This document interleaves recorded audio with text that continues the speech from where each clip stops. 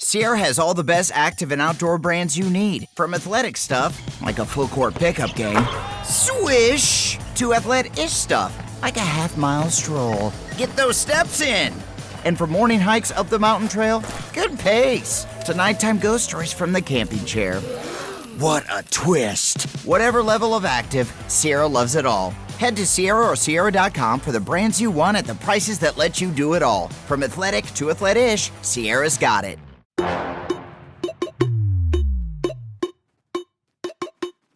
We work hard to strike the right amount of intelligence and ignorance. The Last Show with David Cooper. Is your boss a total jerk? Or are they just running around on a secret belief that the world is a ruthless cage match where empathy is a weakness? Today, we're going to talk about why your boss is a bully. I'm here with someone who has researched just this. He's an organizational behavior researcher at Columbia Business School, and his name is Dean Baltiansky. Dean, welcome to the show. Thank you. Thank you, David, for having me. It's a pleasure to be here.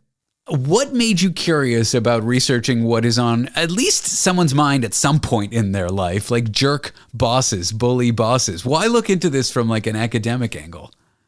Yeah, I mean, bosses can be jerks, and I really there's like all this work that tries to understand why bosses behave in a threatening, sort of aggressive way towards their employees.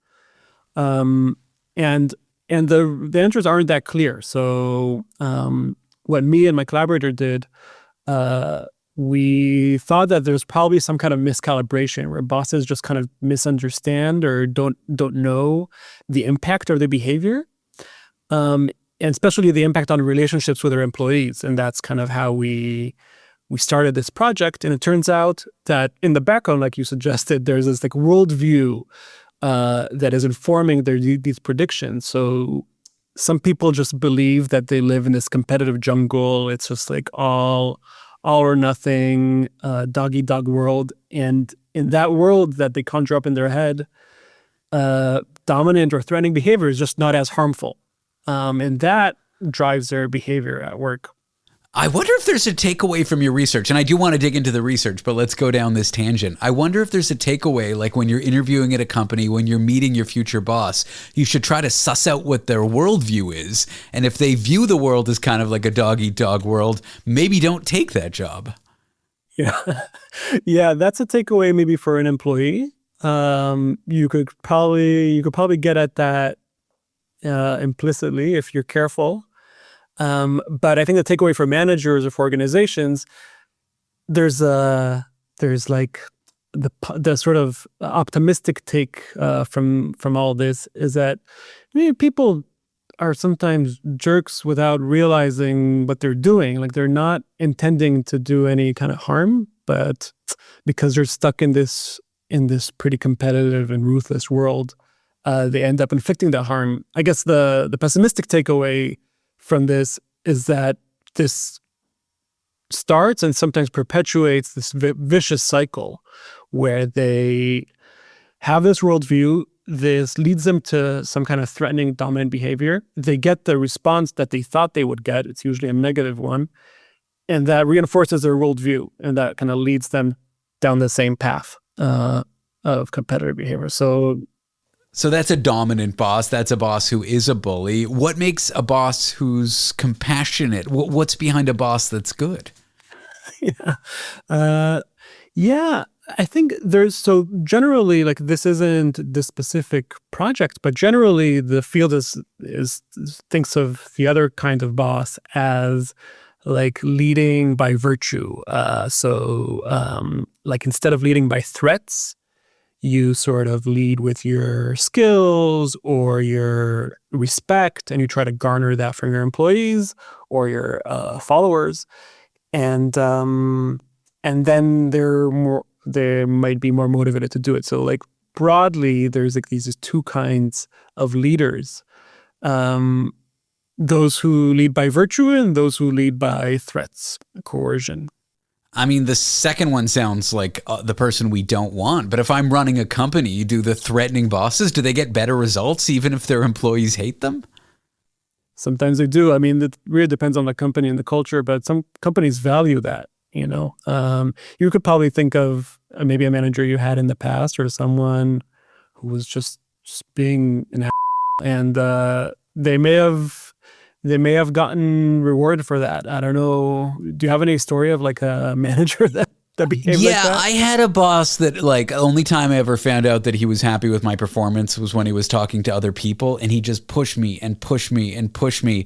And in some sense, yes, he got that extra 5% out of me, but that extra 5% meant 10,000% of my mental health suffering and just thinking this boss was going to fire me at all times and everything I did wasn't good enough. For sure, this boss saw the world in this competitive worldview way. I have had a boss like that, and I'll be honest, it was not fun working under him.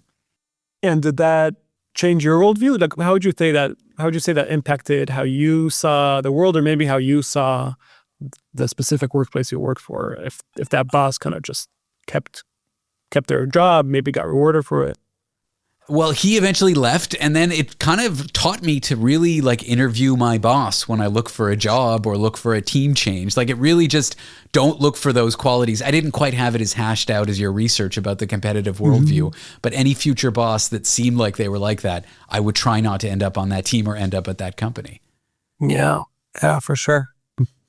Now, back to your research. What other takeaways can we learn about bosses being bullies and kind of their motivation behind it?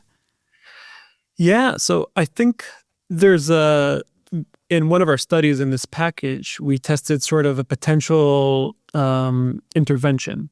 So one way that organizations might change the manager's sort of dominance or threatening behavior, and that is that just reflecting on some kind of potential relationship harm or benefit really causes this major shift in behavior. So what we did is, instead of incentive compatible paradigm, we had participants imagine that they're either managers or employees in a company. And the managers were incentivized to get their employees to do this really lame sort of boring task that you could do if you want to, but you really don't want to do it. It's kind of laborious. Yeah, tedious. So the managers could motivate their employees to do it with either being dominant or threatening, or being non-dominant, non-threatening. And what we find, so we randomly assign these managers to condition. So some managers reflected on the potential benefits of sending that dominant, threatening messages. And benefits, I mean specifically about the relationships with the employees. And the other managers reflected on the potential harms. And that led to three times the size. They were 3 times more likely.